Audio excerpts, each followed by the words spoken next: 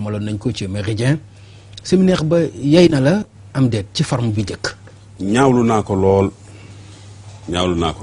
ngir su fekkee ne dañoo dem ba toll fii ñu toll ci suñu avancée suñu acquis démocratique 50 ans après ñuy jëggaani jàmbur ngir mu ñëw interpréter ñu suñu constitution dafa mel ni ñii fi ne doy ñu te ay nit a ngi fi yu bari xam-xam seen xam-xam màcc jëm ci anam googu ñu war leen a mën a doyloo loolu dafay wane ne aussi ñeneen nañuy doy ci anam yi nga xam ne mooy développer Sénégal te mën nañoo développer Sénégal ci xeet boo xam ne ñun développement bi ci ñun lay jóge sëñ bi ndax li nga wax du wàllu boddi konté ci nit rek bu ñu yemee ci doomu aadama ak doomu aadama lan moo ci indi couleur bi ba nga gisee noonu yow.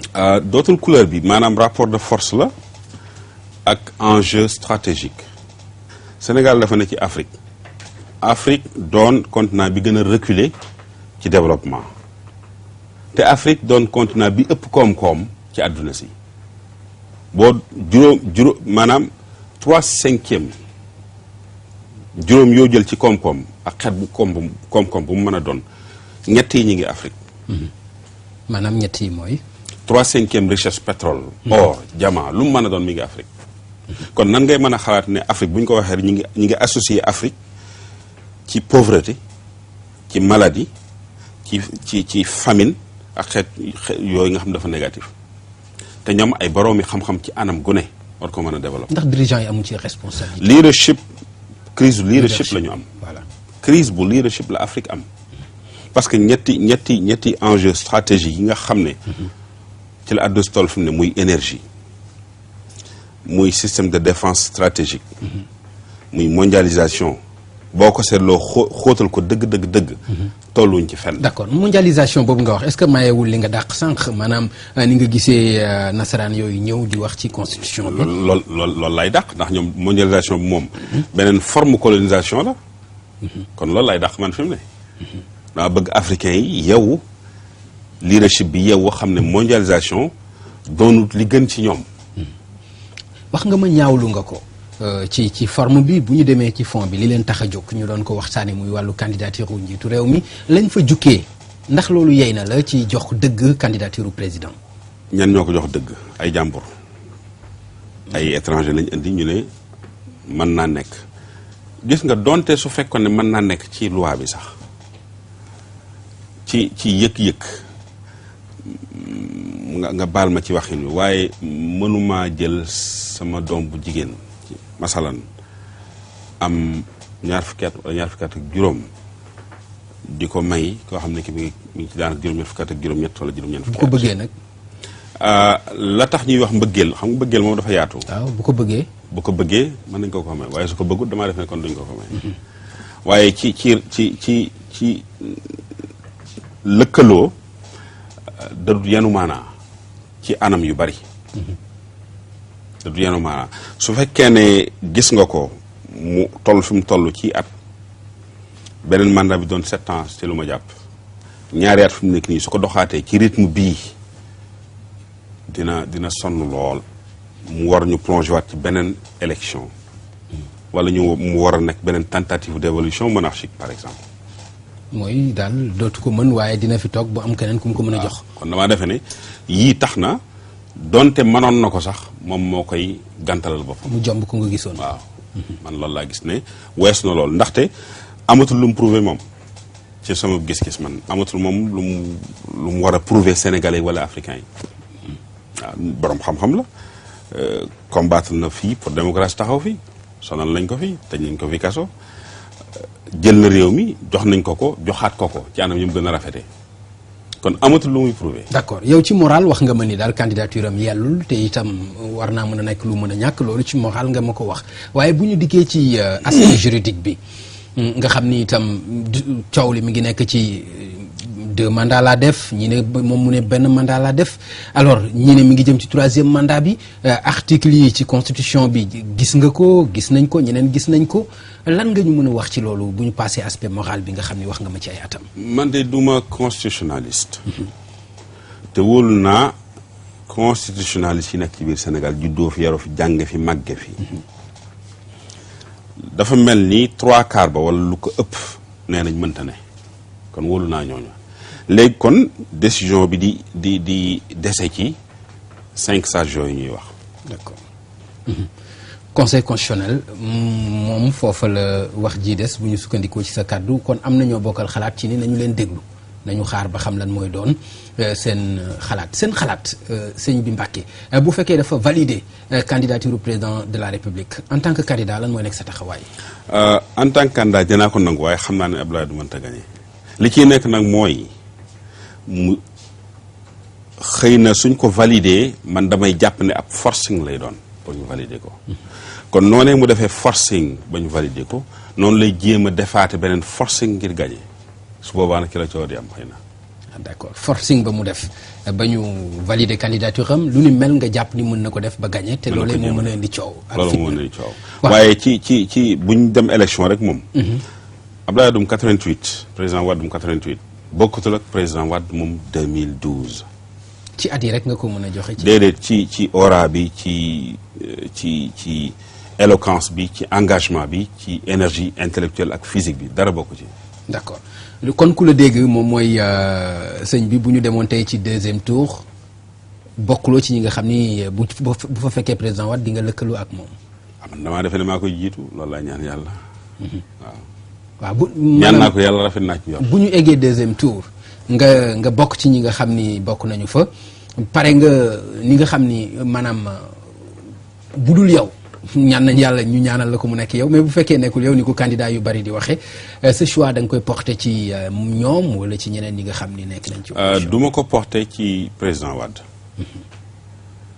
du ma ko porter aussi nécessairement ca ka topp ca moom ma ngay dépendre ci kan lay doon.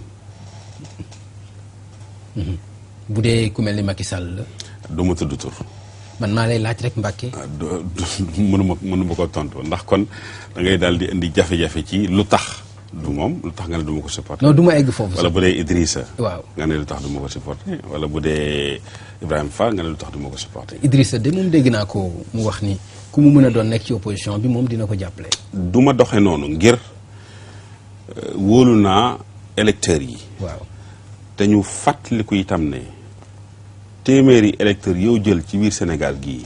jël statistiques yi wax juróom benn fukk ya ak juróom wala juróom-ñaar fukk ya bokkuñ ci benn parti. donc électeurs yooyu ñoom ils sont suffisamment mûrs am nañ maturité ba ca war ngir xam li fi nekkoon ak li fi war a ñëw. waaw ñu fàttali ne sëñ Moustapha Mbacké bu Gaynde Fatma la ñu recevoir ci Faram Facce ku yàgg bitim réew nga ñaar fukki at ak juróom-ñett def nga ko ci àll bi ndax loolu maanaam réeralu la ci réalité Sénégal. maa ngi doon dund réalité Sénégal fa ma ne daan ñëw vacances at mu jot rek ma ñëw fi am fi juróom-benn weer wala at. danaa ko wax modestement. journée islamique Bamba Day yooyu yàlla dogal na ñun ñoo ko amal. jaar ko ci fañ ko war a jaar ba ñu décréter ko au niveau de la mairie de Harlem. débat yooyu ñuy def Nations Unies conférence Nations Unies ñun ñoo dugal sëriñ bi Nations Unies. yàlla dogal na suñu jëm ju woyof ji la jaaree. marche ba ñuy def Harlem bañ koy njëkk a wax ne dañ koy def. nit ñi dañoo ragal ngir dañ ne am ñuy kayit dañ leen di jàpp yóbbu man leen nañ wéeru ci yàlla fii liberté d'expression moo fi ne. liberté jaamu religion bu la neex moo fi ne. kon loolu duñ ci yóbbu yàlla dogal ñu def ko ba génn ci ak jàmm. ba loola law 28 juillet bi nga xam ne moo amee New York law dem ci yeneen état fu mel ni Atlanta North Carolina Cincinnati Washington DC ak yeneen état yi. donc dañoo jàpp ne daayira boo koy dund dimanche bu jot nga ne fa di wax li xew ca Sénégal mënoo déconnecté wu.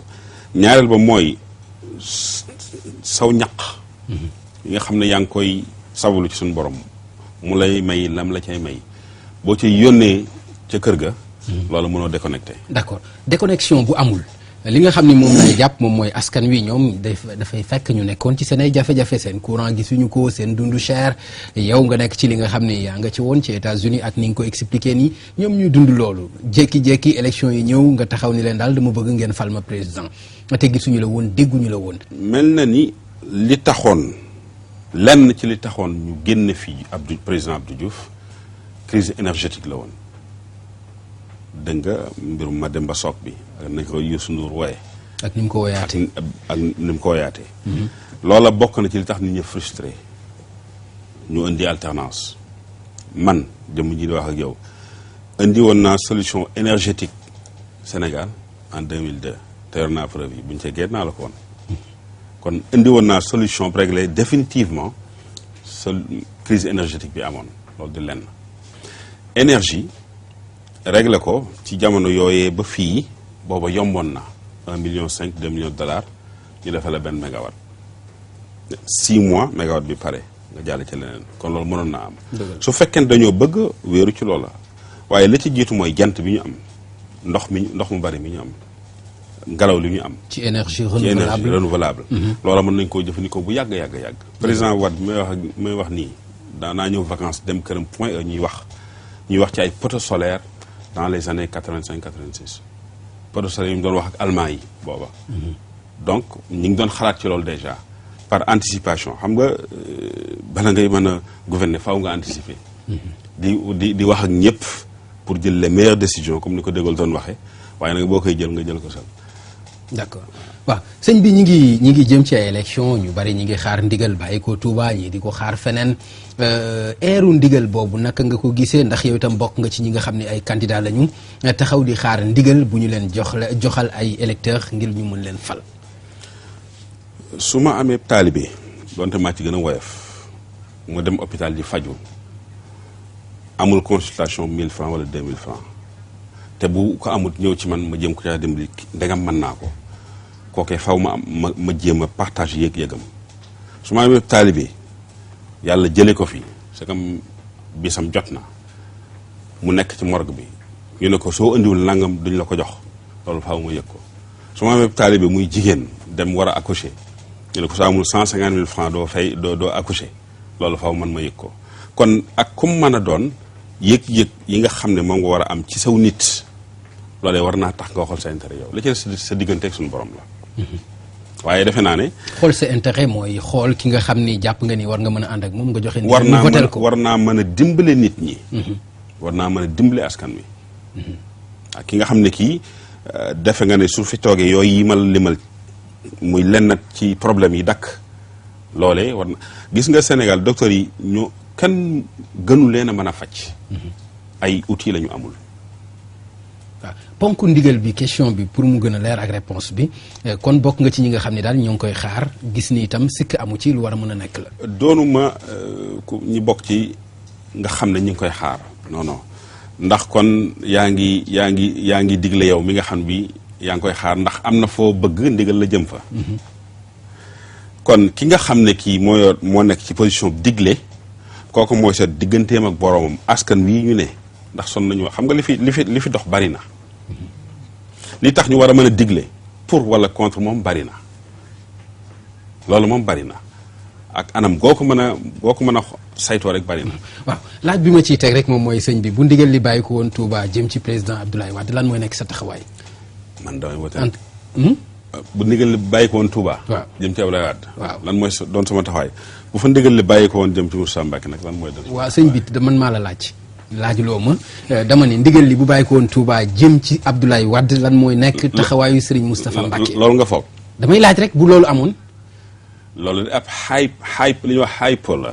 waaw su fekkoon ne tey moom daf ne nañ watal Abdoulaye Wade te yaakaar ma ne dina ko wax kon amaana man su ma neexee su ma fa duggee watal Abdoulaye Wade mbaa mu watal Moussa Mbacké xam nga ndigal dafa kawe. ma nga tàmbalee ci ndigalu suñu borom. loolu wax nga ma ko ci doxte bi. ndigalu suñu borom. moo jiitu ndigal jëmm ju mu mën a doon. dëgg la. ndax ñi ngi remplir conditions yi ndigal suñu borom nañ ko war a remplir. loolu moo jiitu kon jëmm ji taxaw wax moom am na lu tax mu wax loolu nag ca kanam loolu nekkul maanaam suñu kanam la ne. doonu lu ñu mën a wax léegi. bu boobaa suñu cee goon mu wax ko dinaa taxaw xalaat lan moo tax mu wax ko. waaw bu ñu desee ci sa programme am naa ci benn laaj mu jëm ci wàllu monde rural bi muy kaw gi lan nga ma ci mën a jukkil rek ci programme boo xam ni ñoom ñi lay déglu tey mën nga yaakaar ne di nga leen ci sécurité alimentaire moom la Sénégal njëkk a war a am. ak Afrique. moo tax ñu war a bàyyi suuf si ma dégmati ci fii ak ci lu mel ni Kenya ñu koy jaay étranger yi dama lay jox exemple Kenya. Indiens yi dugg nañ fa massivement di jënd suuf ngir bay ceeb. parce que Inde dañu bari nangam milliards ak nangam. Chine noonu chinois boo xam bépp chinois boo xam te tey ci misaal di nga am benn boolu ceeb nga war ko consommer ci bis bi muy 1 milliard de chinois yu war a lekk benn boolu ceeb 200 grammes lu mu mën a doon. feeg 10 ans dina yokku kon enjeu ñam dafay yokku kon ñu war nañu am suñu sécurité alimentaire diggante Casamance. ak vallée bi ak sax feneen mën nañoo bay ceeb bu ñu doy. 600 000 tonnes yi dugg mën nañ koo bay ba stocké ndax dañuy yokku fekk 10 ans dinañ yokku kon suuf yi war nañ ko mën a épargner. pour bay lu bañ koo jox pour bay lu ñu dundal. waaw loolu di lenn.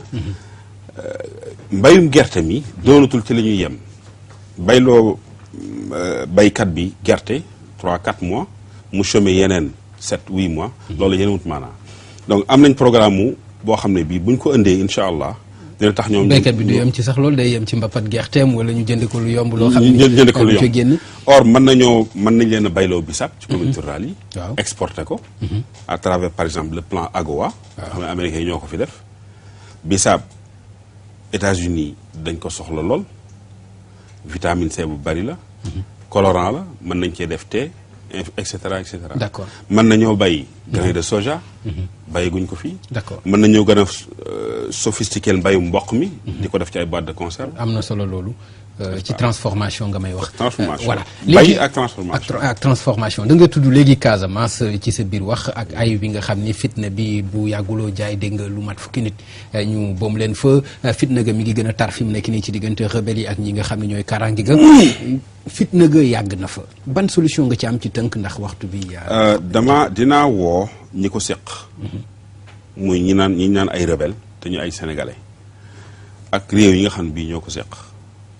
dañoo bëgg a investir de façon significative ci Casamance pour suñu sécurité alimentaire ñoom lañ ko war a seqal bu ñu investir nag faaw ñu protéger investissement bi. d'accord Touba gële nga xam ni moo tax ñu xam la itam dem bay def ay télédon ngir am ndox mu neex am nga ci solution. bu baax a baax Touba Bogo. nappe phréatique ya fa nekk amal na Touba ndox pendant 102 ans. yoo xam ne at mu ne dina yokk 10%. te ndox mu neex lay doon. ndox mu Evian la jarul sax filtré.